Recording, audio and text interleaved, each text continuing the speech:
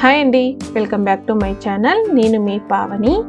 ఈరోజు మనం క్రిస్పీగా టేస్టీగా ఉండే నిప్పట్లు ఎలా తయారు చేసుకోవాలో తెలుసుకుందాం. బియ్యం పిండితో చేసుకునే ఏ స్నాక్స్ అయినా కానీ కరకరలాడుతూ టేస్టీగా చాలా బాగుంటాయి కదా. నేను చెప్పే ఈ పద్ధతిలో నిప్పట్లు చేస్తే కనుక చూడ్డానికి చాలా బాగుండడమే కాకుండా క్రిస్పీగా చాలా టేస్టీగా ఉంటాయి. అలాగే తక్కువ టైంలోనే ఎక్కువ నిప్పట్లను చేసుకోవచ్చు. ఇందులో పెసరపప్పు సగ్గుబియ్యం వేసుకున్నాం కనుక తినేటప్పుడు మధ్య మధ్యలో ఇవి తగులుతూ చాలా టేస్టీగా ఉంటాయి.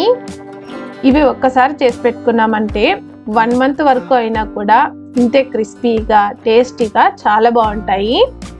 మరి లేట్ చేయకుండా క్రిస్పీ అండ్ టేస్టీ అయిన సగ్గుబియ్యం నిప్పట్లు ఎలా తయారు చేసుకోవాలో చూసేద్దాం. ముందుగా మిక్సీ జార్ తీసుకొని ఇందులోకి 4 పచ్చిమిర్చీలు, కొద్దిగా అల్లం, 1 టీ స్పూన్ జీలకర్ర వేసుకోవాలి. ఇప్పుడు మూత పెట్టేసుకొని కోర్సుగా మిక్సీ పట్టుకోవాలి. చూడండి, ఇలా మిక్సీకి వేసుకున్న తర్వాత దీనిని పక్కన పెట్టుకోవాలి. నెక్స్ట్ పిండిని కలుపుకోవడానికి ఒక పెద్ద ప్లేట్ తీసుకొని ఇందులోకి 3 కప్పుల బియ్యం పిండి వేసుకోవాలి. బియ్యం పిండితో ఏ స్నాక్స్ చేసుకున్నా కరకరలాడుతూ చాలా బాగుంటాయి కదా. అలాగే ఇందులోకి 1/2 కప్పు పెసరపప్పును 3 గంటల పాటు నానబెట్టుకొని ఇందులోకి వేసుకోవాలి. నెక్స్ట్ 1/2 కప్పు సగ్గుబియ్యంను కూడా 3 గంటల సేపు నానబెట్టుకొని తీసుకోవాలి.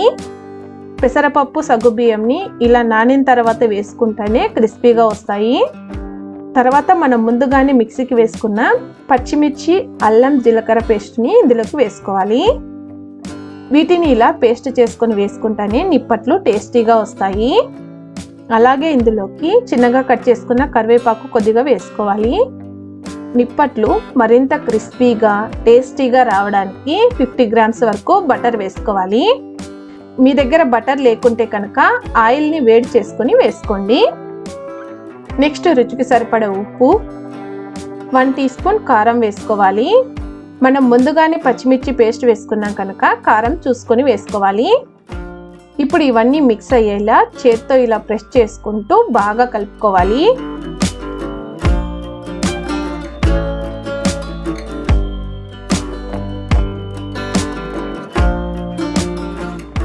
చూడండి, అంతా ఇలా కలుపుకున్న తర్వాత ఇప్పుడు ఇందులోకి గోరువెచ్చని నీళ్ళు కొన్ని వేసుకుంటూ బాగా కలుపుకోవాలి. చేత్తో ఇలా ప్రెస్ చేసుకుంటూ పిండినంతా బాగా కలుపుకోవాలి. పిండి మరీ మెత్తగాను మరీ గట్టిగాను లేకుండా కలుపుకోవాలి.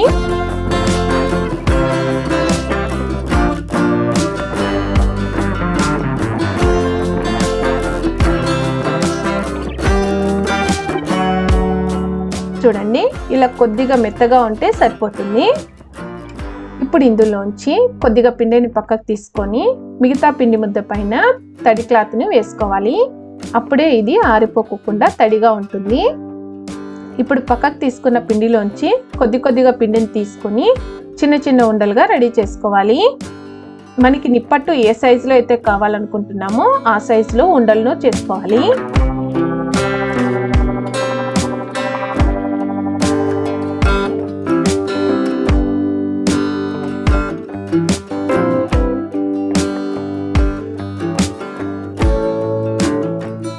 చూడండి, ఉండలన్నీ ఇలా రెడీ చేసుకున్న తర్వాత ఇప్పుడు ఒక పాలిథిన్ కవర్ తీసుకొని దీనిపైన నూనెను అప్లై చేసుకోవాలి. ఇలా నూనె అప్లై చేసుకోవడం వల్ల కవర్కి అతుక్కోకుండా ఈజీగా వస్తాయి.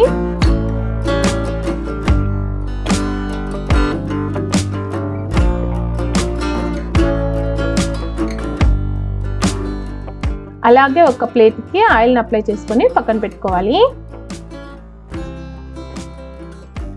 ఇప్పుడు మనం రెడీ చేసుకున్న ఉండల్ని ఒక్కొక్కటి తీసుకొని దీనిపైన పెట్టుకోవాలి.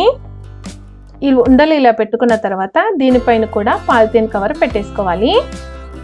ఇప్పుడు ఫ్లాట్గా ఉండే ఒక గిన్నెను తీసుకొని వీడియోలో చూపిస్తున్న విధంగా పైన ఇలా ప్రెస్ చేయాలి. అప్పుడే నిప్పట్టు రౌండ్గా వస్తుంది.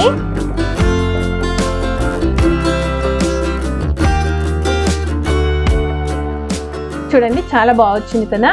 చూడండి, అన్నీ కూడా ఇలా రెడీ చేసుకున్న తర్వాత పైన ఉన్న కవర్ను స్లోగా తీసేసుకోవాలి. ఇప్పుడు వీటిని స్లోగా కవర్ నుంచి సపరేట్ చేసుకోవాలి. చూడండి చాలా బాగా వచ్చాయి కదా. ఇప్పుడు వీటిని ఆయిల్ రాసుకున్న ప్లేట్లోకి వేసేసుకోవాలి. ఇలానే మిగతా వాటిని కూడా కవర్ నుంచి సపరేట్ చేసుకోవాలి. నెక్స్ట్ ఇలానే మిగతా వాటిని కూడా రెడీ చేసుకోవాలి. ఈ ప్రాసెస్లో కనుక నిప్పట్లను చేసామంటే తక్కువ టైంలోనే ఎక్కువ నిప్పట్లను రెడీ చేసుకోవచ్చు. చూడండి అన్నీ ఇలా ప్లేట్లకి వేసుకున్న తర్వాత ఇప్పుడు వీటిని వేడిగా ఉన్న ఆయిల్లోకి ఒక్కొక్కటిగా వేసుకోవాలి. ఆయిల్లో ఎన్నైతే సరిపోతాయో అన్నీ వేసుకోండి. వీటిని అప్పుడే కదల్చకుండా 1 నిమిషం తర్వాత మరొక వైపుకి టర్న్ చేసుకోవాలి. స్టవ్ను మీడియం ఫ్లేమ్లో పెట్టుకోవాలి. మీడియం ఫ్లేమ్లో పెట్టుకొని ఫ్రై చేసుకుంటానే ఇవి లోపల వరకు కూడా ఫ్రై అయ్యి క్రిస్పీగా ఉండడమే కాకుండా మంచి కలర్లో చాలా బాగా వస్తాయి. తొందరగా అయిపోవాలి అనేసి హై ఫ్లేమ్లో పెట్టుకొని మాత్రం ఫ్రై చేసుకోకండి. మీడియం ఫ్లేమ్లోనే నిదానంగా ఫ్రై చేసుకోండి. అప్పుడే క్రిస్పీగా టేస్టీగా వస్తాయి.